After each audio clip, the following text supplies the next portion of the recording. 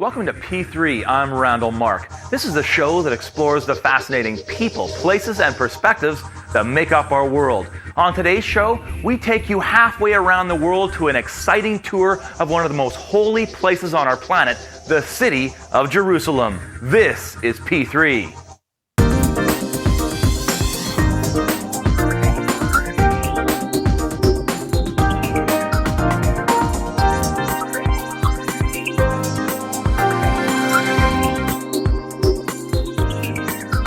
P3 was recently invited by Canadian Friends of the Hebrew University of Jerusalem to Israel. While there, Dr. Noam Shoval, the head of the university's geography department, took me on an incredible tour of the city of Jerusalem. Holy to three of the world's great religions, Christianity, Islam, and Judaism, this sprawling ancient metropolis is loaded with history and intrigue. Dr. Shoval and I began our journey on the historical Mount of Olives, overlooking Jerusalem's city of David, Garden of Gethsemane, Temple Mount, and the Old City.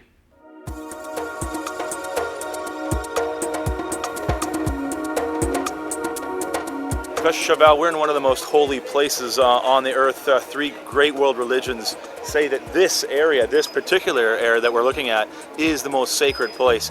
We are standing on the Mount of Olives. Explain the significance of this exact place.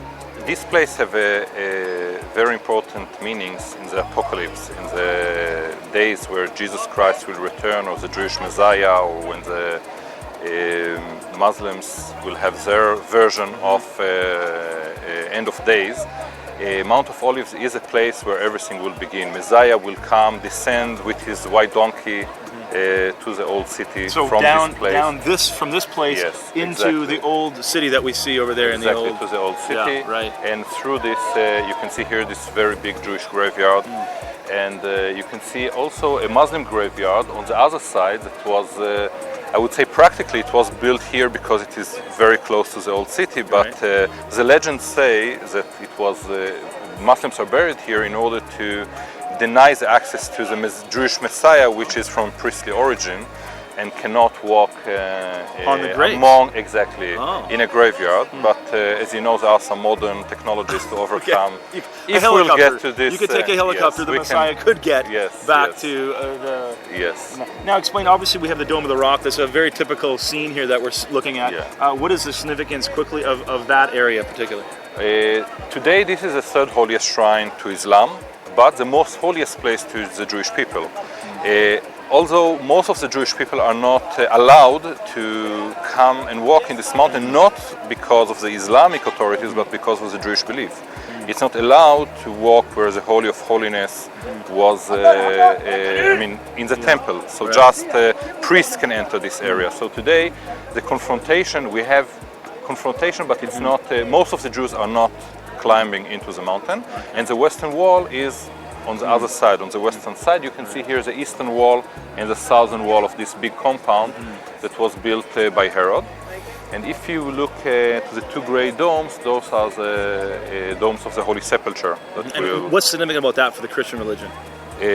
According to the Catholic, Orthodox, and aside of the Protestant, this is a place where the Via Dolorosa ends, where Jesus was crucified, and we have there.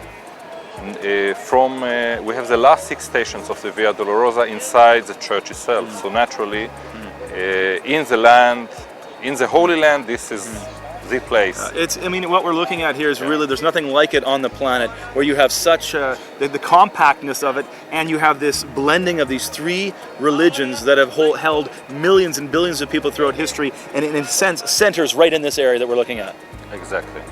But we have also some kind of a Canadian connection here. Okay. You see the church with the golden, the Russian church, the Orthodox church. We have there a queen that is buried. Oh. Do you know which queen? Tell me about this. Okay. She was the Queen of Greece, and in fact the mother of the Duke of Edinburgh, that is married to Queen Elizabeth.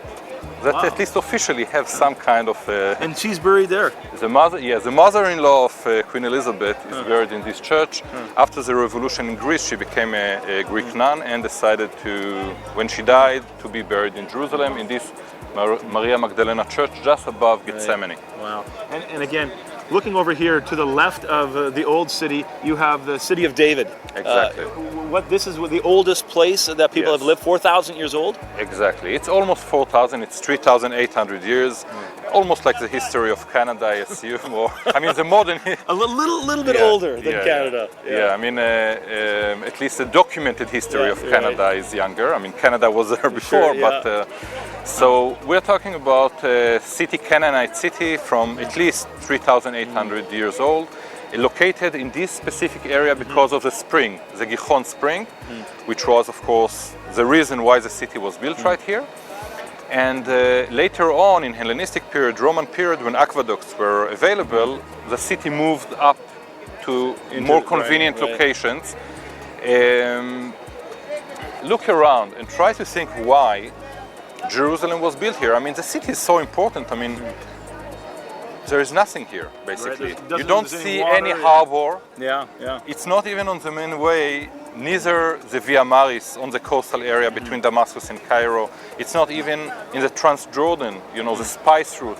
It's basically nowhere, but so many troubles. And why are you doing? I mean, what are you doing here? Yeah. What are you fighting over something that seems Exactly. So the issue is a political issue, and this is why I was thinking a little bit about the city of David. Basically, when King David decided to build his capital, he was the king of Judah, the tribe of Judah, and then he became the king of all the tribes of Israel.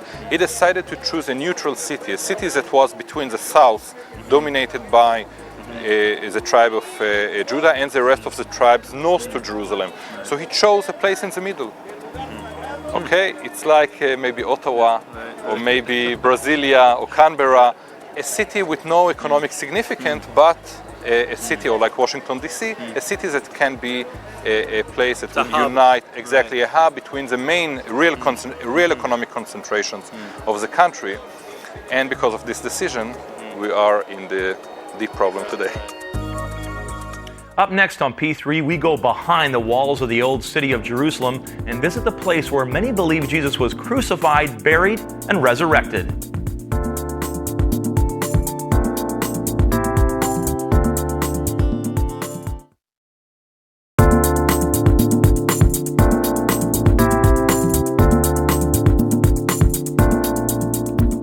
Welcome back to P3. Inside Jerusalem's old city is the Western Wall, holy to Jews, the Temple Mount area, holy to both Jews and Muslims, and the Church of the Holy Sepulchre, holy to Christians. Now to part 2 of my tour of Jerusalem with Dr. Noam Shoval from the Hebrew University of Jerusalem.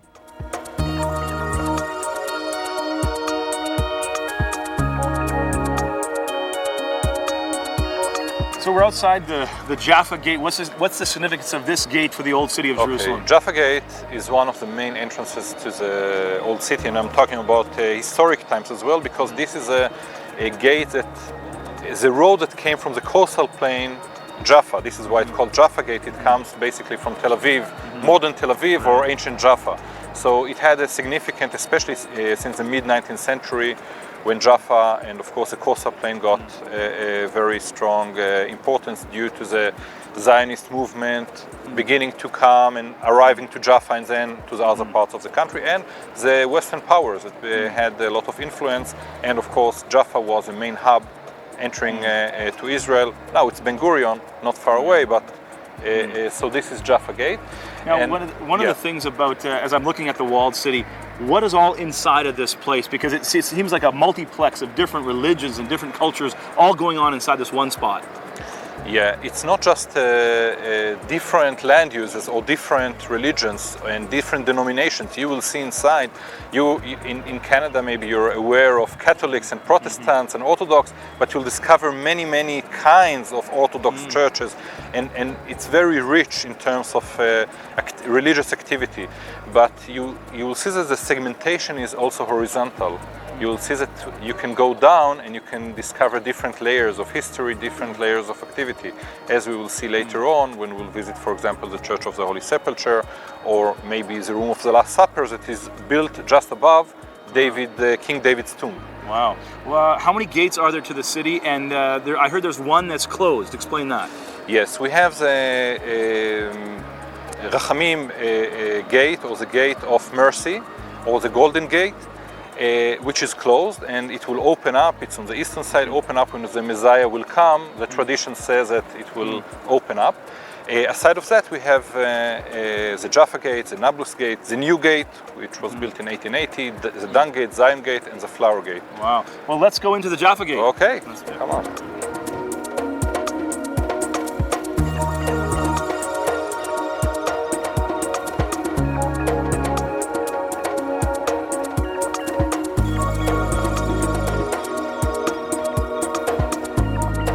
So notice the pavement has changed. Yeah, when renovation was made here some decades ago, they actually found the original Roman pavement from the time of Hadrian, when he built Colonia Ilia Capitolina after the destruction of Jerusalem. So like 1700 years ago. Yes, a little bit more. I would say almost 1800 years old. Wow. Pavement. And basically, if you will dig everywhere in the city, this is what you will find. You'll find these old Roman roads. Exactly. But of course, due to financial reasons and another reason, they just dig it here. They decided to display just in this small segment and put a plaque here. I noticed they've kind of they made these ridges in there. You were saying to me what for traction in the rain? With the... When it's raining, it could become very slippery. This limestone. So the idea is to cut these ridges. And make it more safely. So you can see here how developed was the thinking of the Roman planners about 1800 years ago. So this is the entrance to the Church of the Holy Sepulchre. Yes. And what's the dome that we're looking at, that grey dome? You see part of the Golgotha, the place where Jesus was crucified, and we'll see part of it from the inside. This specific dome is where Jesus his clothes were taken off before he was putting on the cross. And right in the middle of the courtyard, before we entered this, one of the most oldest churches, I noticed this. What is this thing? Yeah, this is a bomb disposal.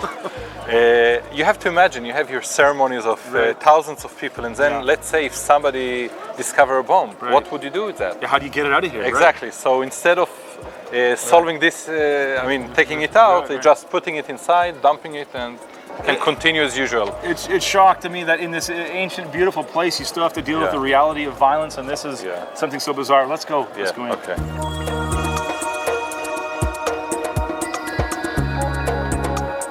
So what are we climbing right now? To the Golgotha, to the place of the crucifixion. So we're going up to where the crucifixion took place. Up here you have the last stations.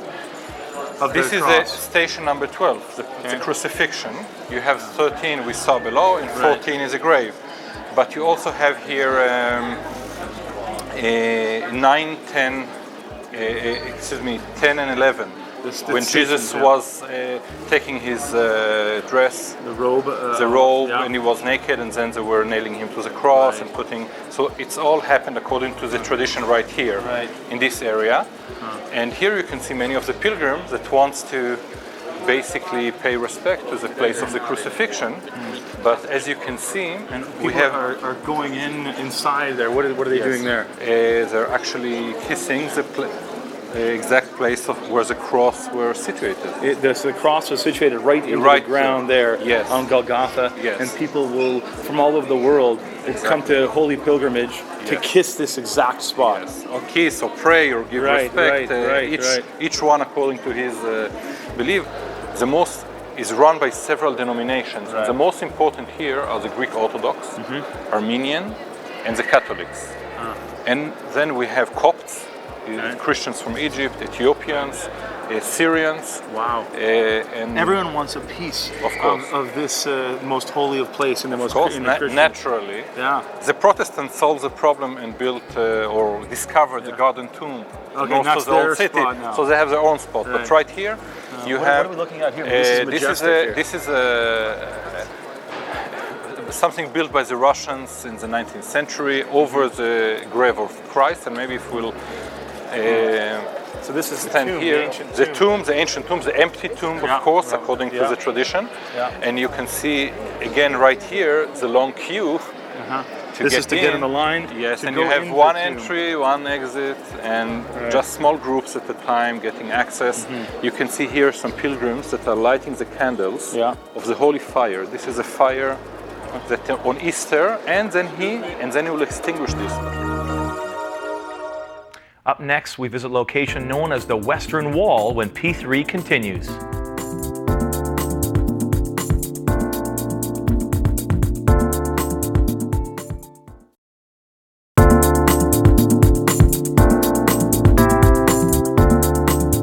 Welcome back to our P3 special on Jerusalem.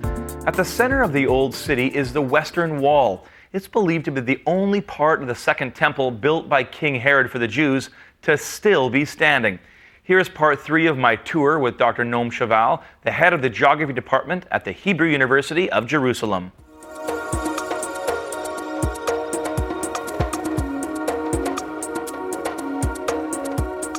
As I'm looking, obviously this is the most holy place for the Jewish people. What are they doing This is there? not the holiest place. The holiest place is the Esplanade after. Oh, right, yes. And the Holy of Holiness. But this is because today you cannot purify yourself to go in. And there is it's not allowed to stand or to walk where the Holy of Holiness, Right. because this part of the temple, just the high priest entered one day on Yom Kippur Day of at one Atonement, time, exactly, Day of Atonement. So therefore, today most of the Jewish people will not ascend into the Esplanade and will remain here. Just to the So wall. yes, Right. to you, I gave you a long, irrelevant academic answer. But yes, This is the spot. today, Yeah. yes, the holiest place today for Jews, and here they will congregate and pray. all And then days of the year. they're putting things into the crack of the wall. Prayers. What are they putting into the cracks? Yes, I would say this is not an official Jewish practice, but it's become a practice that people are writing some wishes and putting them in the wall, and they collect them every half a year and burying them in Mount of Olives. Now this building here that we're seeing, how old are these stones? And this is a Second Temple period. Yes, the stones are. This stage of construction was done in the time of King Herod, so we're talking about more than 2,000 years ago. And they brought huge stones. Some of them that we cannot see right here are very heavy, about 350 tons. And it's quite amazing how they managed to build this huge compound. But the idea was to create a huge sacred compound to allow hundreds of thousands of people to worship to God. And we know how many people can be in this Esplanade, because today the Muslims have their festivities there, and on some days they can have the 350,000 people Inside. outside on the Esplanade praying. Wow. So we're talking about one of the biggest compounds in ancient time. It's incredible. Now the Second Temple was built as a continuation after the Solomon Temple was destroyed. The Solomon Temple was destructed by the Babylonians, and then it was rebuilt several years, later after the destruction, after they came back from Babylon. But Herod, 500 years later, built a more impressive temple. And as I told you, the wall continues 410 meters, and maybe we should get inside and see some of it. And this temple again is obviously not just significant for Jews, but Christians as well. This is where Christ would have gone into as a Jew. He would have been into this temple as well. Christ was praying here as a Jew, and Christ also was turning the tables of the money changers that was congregating at the edge of the temple. So we also have, Christ was praying here as a Jew, but also made some of his, I would say, notable appearance into Jerusalem in the Passover by explaining that those activities, financial activities, corruption, should not be happening in the should temple. not, exactly. Let's go in.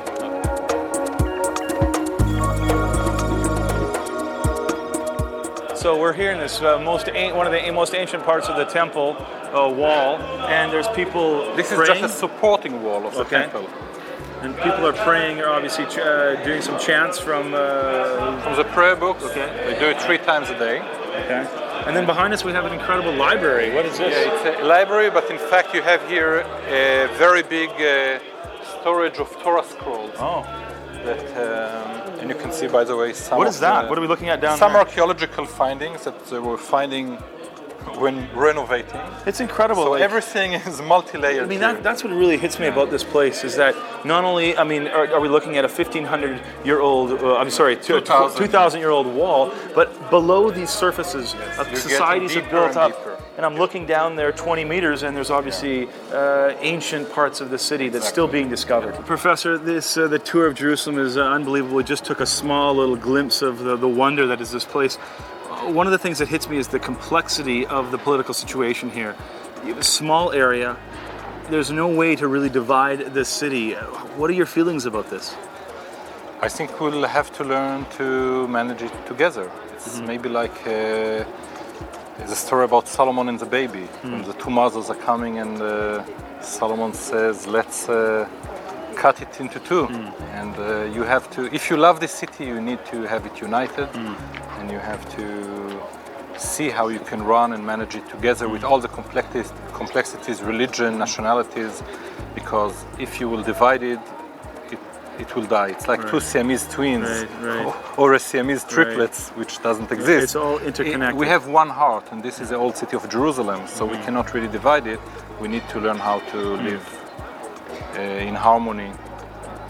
Thanks so much. Okay. It was really great. My pleasure. Many thanks to my Jerusalem tour guide, Dr. Noam Shoval, head of the Geography Department at the Hebrew University of Jerusalem. Want to send us a comment or an idea? We'll tell you how to do that next when P3 continues.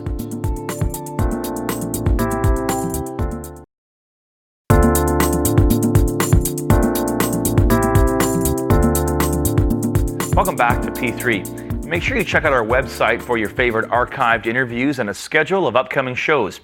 Also, if you have a question or comment for us, drop us an email at info@p3tv.ca.